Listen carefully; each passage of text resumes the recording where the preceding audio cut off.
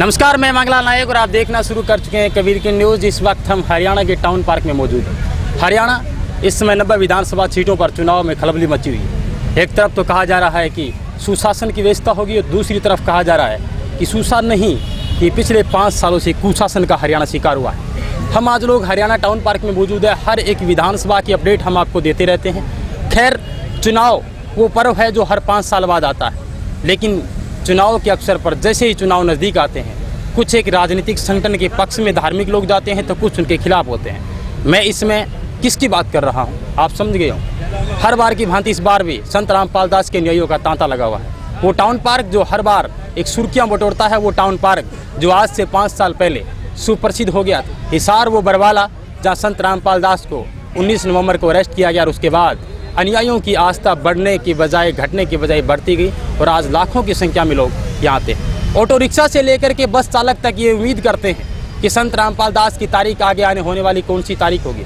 क्यों? क्योंकि आमदनी का धंधा उनका भी जोर शोरों पे। मेरे साथ एक युवा लड़की है, मैं उनसे बात करूंगा। महाराष्ट्र से कहा जाता है कि अंधभक्ति का हिंदुस्तान में हमेशा के लिए जोर रहा है। क्या युवा भी इस अंधभक्ति में डूबे हैं? उनसे बात करेंगे। आपका शुभ नाम क्या? भावना।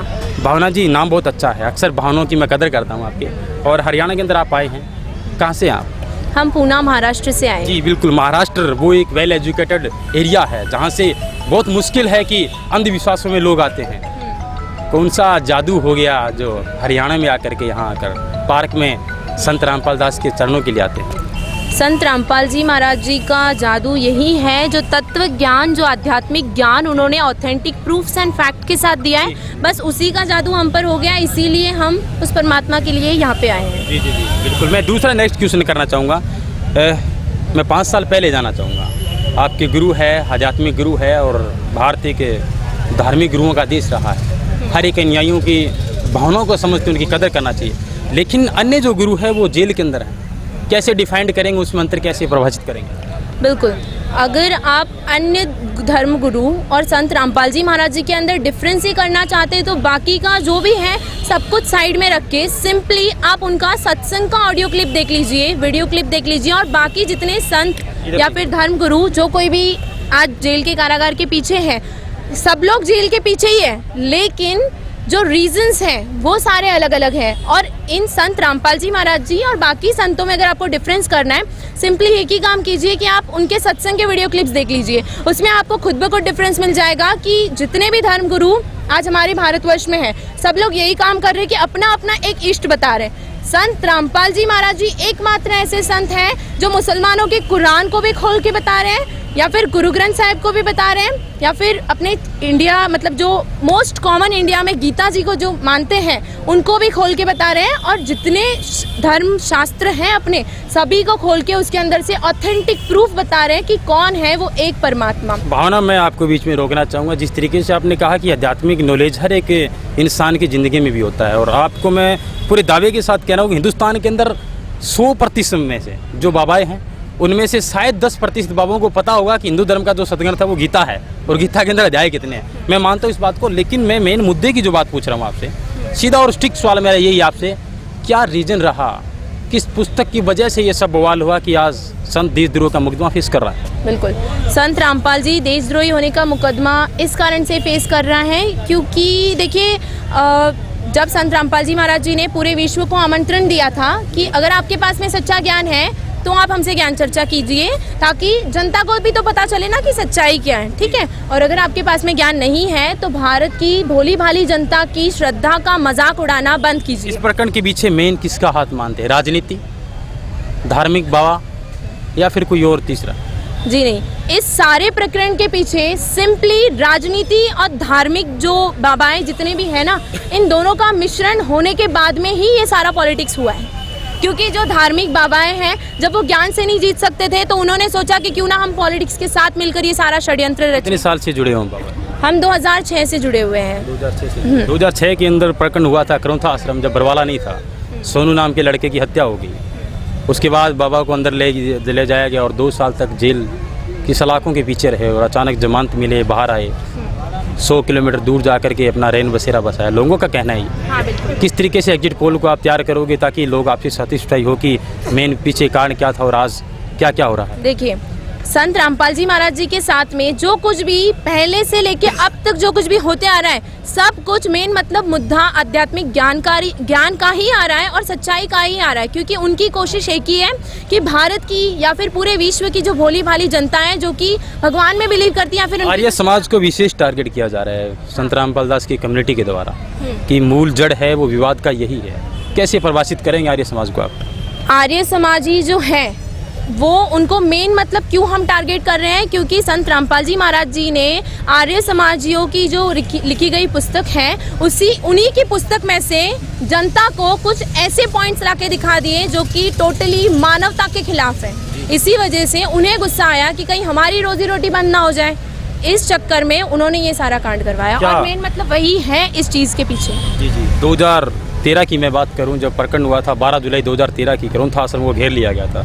उस टाइम सरकार कांग्रेस की थी और बीजेपी विपक्ष था। और इस बार 18 नवंबर 2014 को जो प्रकरण हुआ था, सरकार बीजेपी की थी और मुख्यमंत्री थे वो अपोजिशन में भूपेंद्र सिंह हुड्डा थे और वर्तमान सीएम खट्टर साहब थे। तो क्या मैसेज देना चाहेंगे दोनों को, क्योंकि भागीदारी दोनों की सेम रही?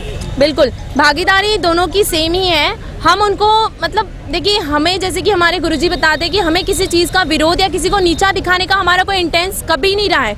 ज्ञान चर्चा के लिए भी अगर आमंत्रित किया है तो ये इंटेंस नहीं था उनका कि वो किसी को नीचा दिखाए। ऐसी कौन सी बात थी आर्य समाज के शास्त्रों में जो संत रामपाल दास ने उनको दिखा दिया और बवाल हो गया? दर्शक जानना चाहते हैं, मैं नहीं। जी हाँ बिल्कुल, संत रामपाल जी महाराज जी ने जो कुछ भी ऐसी टिप्पणियाँ आर्य समाजियों के ऊपर की गई थी, उनमें से सबसे पहला पॉइंट जो कि उनकी किताबों में स्पष्ट रूप से लिखा गया था, जो विवाह की जो उम्र उन लोगों ने एक लड़का और एक लड़की की बताई थी, सबसे मेन टिप्पणी तो वही थी जो हमारे मानवता के टोटली खिलाफ है कि एक आदमी जो कि टोटली बुजुर्ग है उसके साथ अगर आप एक छोटी बच्ची या फिर एक जवान लड़की की शादी करवाते हो तो क्या ये सही है? आप जो मानव समाज है हम खुद सोच समझ सकते हैं, खुद सच्चाई को जान सकते हैं ना, तो थोड़ा सेंस लगा के सोचिए क्या ये मानवता के साथ है?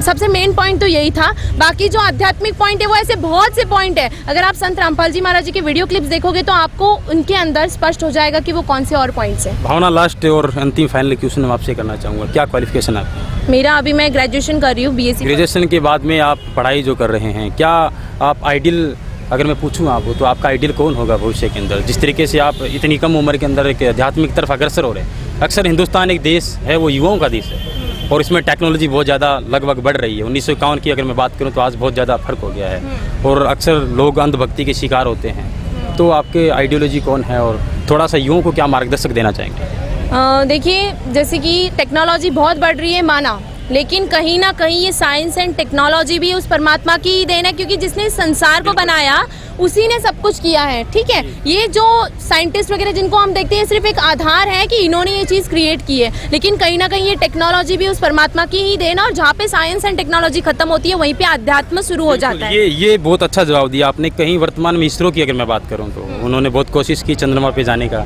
मापदंड करने का, अंततः वो फेल हो गए थे। कहीं ना कहीं वहाँ पे भगवान का रोल जरूर है, कहने का मतलब। देखिए, कहीं ना कहीं भगवान अगर ये ऐसी कोई चीज़ें बताते हैं तो वो इन शॉर्टली आपको यही गाइड करना चाहते हैं कि देखिए, इंसान थोड़ी सी सफलता पाके ये सोच लेता है कि नहीं मैंने बहुत कुछ पा लिया या फिर मैं सब कुछ कर सकता हूँ, लेकिन ऐसी जो चीज़ें होती है ना, इससे वो परमात्मा एक ही चीज़ बताना चाहता है कि नहीं बच्चों, आप सब कुछ नहीं कर सकते। कहीं ना कहीं वो समृद्ध जब तक आपके साथ ना हो ना तब तक आप कुछ नहीं पा सकते। भावना, लास्ट क्वेश्चन आपसे करना चाहूँगा, उम्मीद है कम बैक करेंगे संत रामपाल?